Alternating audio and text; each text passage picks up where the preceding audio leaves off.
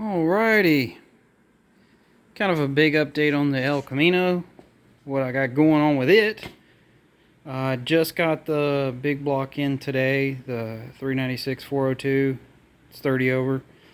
Just got the stainless steel headers in, so I had to beat it here, and it's gonna be hard to see it, but that primary tube there's a gap in it, just not very big. I hope it didn't rattle. If not, take it back, do it a little more.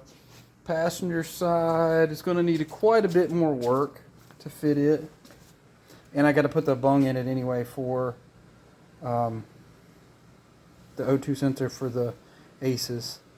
So I took the front end stuff off, did some sanding, started doing some digging into the quarter too, see what's going on there. It looks like there's quite a bit of filler, and there's a bunch of rust here, so that's going to be sandblasted and fixed.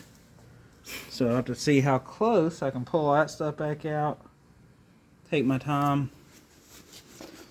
But best part, floor pans, top side, and I'll show you the bottom side. And, I didn't realize that that's what that light would look like. So bottom side's all done. I did it all the way back to basically right where the muffler starts. So what I'll do is I'll do that next. Started sanding some on the frame rails here too. We got to paint the frame, knock that out. So it's getting there, very little by very little.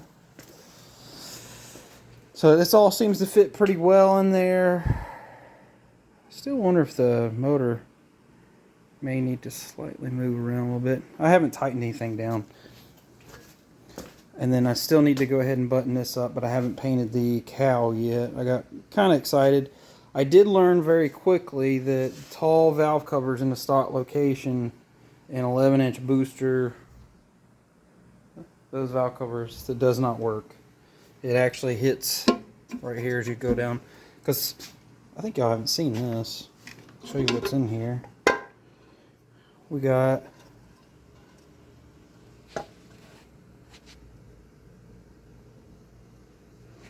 stainless steel. So I was trying to run them so I'd have an extra clearance. I'm waiting, I think, for Black Friday on this one to go ahead and get the front end serpentine kit. But the good thing is now with the motor and transmission in it, I can finally go ahead and put the upper and lower control arms on it, which shouldn't take too terribly long. So things hopefully in the next week. Brake booster, master.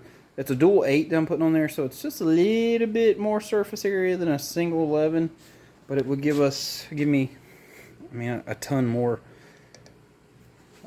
space there to work with. And I started sanding on this side. It looks pretty good. Still have the dent there, so there's a crease that goes all the way down there that's going to need to be addressed. Still got the holes up here, and I still got to do the stuff around the top of the windshield, but the floor looks so much better. It's like night and day. So paint the frame rails, get the front brake stuff done. I'm going to look into brake lines too. I would really like to do stainless. I ordered the transmission lines for a Turbo 350. As far as I can tell, they should be fine. And then other little detail for everybody. So the factory Turbo 350 crossmember works, but you have to move it from these two back to, you gotta elongate one of them to put it in there where it sits correctly, to this back here. So back here to here. So I took the Dremel, went in there, opened it up, ovaled the holes out. So it looks pretty good. But after I get that in there in the O2 bung, then it'll be time to go ahead and start addressing the firewall, because I need to go ahead and scrape the rest of the undercoating off. And I need to go ahead and fix the dent in that, even though you'll never see it, and get that better, and then pull both doors off. I'm debating, I got brand new a whole set of brand new door hinges. I may go ahead and just throw them on it. So ain't nothing gonna slow me down. Also found the F40 rear springs.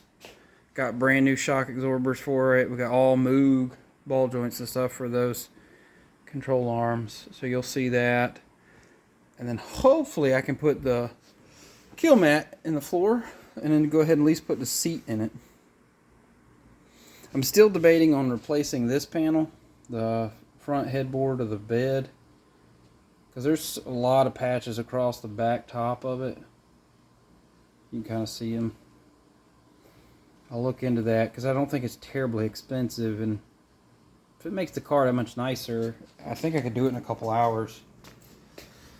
But the body's not too terribly rough, to be honest with you. It's pretty straight other than the dent there and then all the dents down there. And I think I can knock that out with the stud gun.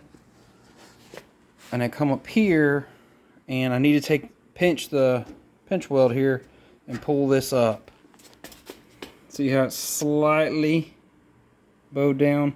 If I can get something right in there and then pull the whole thing up, and you can see it a little bit worse. See it in there? See how the others, how this is pulled down? And pull that all up. So just a little update on it. Stay tuned. We'll keep on trucking.